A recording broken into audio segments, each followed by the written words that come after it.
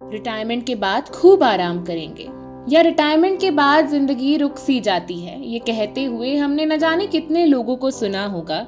लेकिन अपनी काम के प्रति प्रेम, निष्ठा और रिटायरमेंट के बाद भी अपने पेशे को पूरी ईमानदारी से चंद लोग ही निभाते हैं। उन्हीं चंद लोगों में से एक हैं मदर ऑफ कार्डियोलॉजी कहलाई जाने वाली भारत की पहली हृदय रोग विशेषज्ञ शिवराम कृष्ण अय्यर पद्मावती। आज फेमिनिज्म इन इंडिया के इस वीडियो में हम इतिहास के पन्नों को पलटकर वो पन्ना पढ़ेंगे जब डॉक्टर पद्मावती ने इतिहास रचा।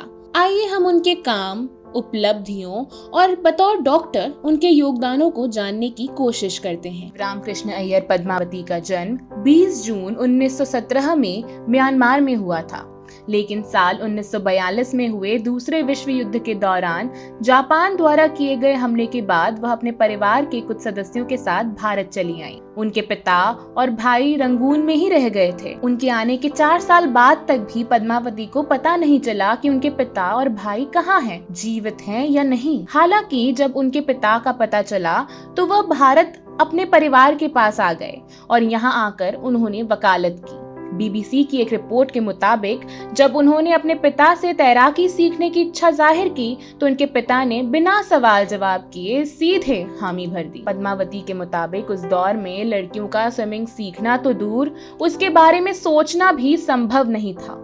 उन्हें अपनी सेहत बनाए रखने का ऐसा जुनून था कि 95 साल की उम्र तक नियमित तौर पर तैराकी करती रही। पद्मावती ने अपनी एमबीबीएस की पढ़ाई रंगून मेडिकल कॉलेज से की।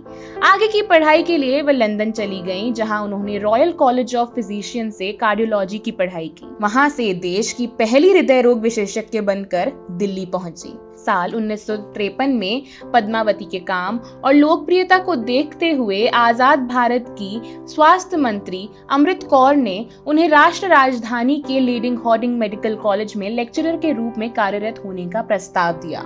National academy of medical sciences के साथ काम कर साल 1954 में वह देश की पहली महिला हृदय रोग विशेषज्ञ बनी। उन्होंने साल 1966 में दिल्ली में वर्ल्ड कांग्रेस ऑफ कार्डियोलॉजी का आयोजन करवाया। इसके बाद साल 1967 में दिल्ली के मौलाना आजाद मेडिकल कॉलेज में बतौर निदेशक काम करना शुरू किया। उसी साल उन्हें पद्म भूषण से सम्मानित किया गया।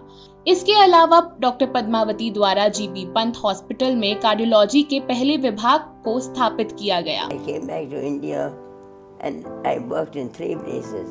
After retiring from Maulana Azad in 1977, I went into practice for a while and then joined the National Heart Institute and All India Heart Foundation as the head.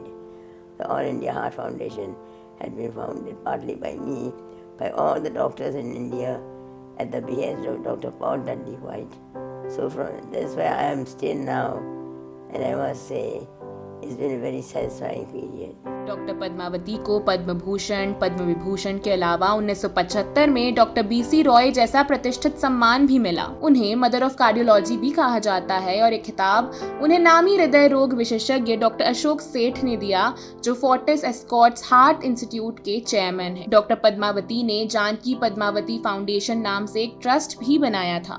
इस ट्रस्ट के तहत गरीब बच्चों की दिल की निःशुल्क सर्जरी होती है और गरीब तबके के लोगों के लिए पेसमेकर बैंक भी बनाया गया। अपनी फील्ड में प्रतिष्ठा की धनी और पद्म विभूषण से सम्मानित डॉक्टर अय्यर पद्मावती ने 29 अगस्त 2020 में 103 साल की उम्र में इस दुनिया को अलविदा कह दिया। डॉक्टर पद्मावती न तो मरीजों के लिए ज्यादा दवाएं लिखती थीं और न ही बहुत जांचें करवाती थीं। वे रोजाना अपनी फील्ड में बेहतर रहने और अपडेटेड रहने के लिए मेडिकल साइंस से जुड़ी किताबें भी पढ़ती थी। इसी के तर्ज पर उन्होंने एक किताब भी खुद पर लिखी, माई लाइफ एंड मेडिसिन।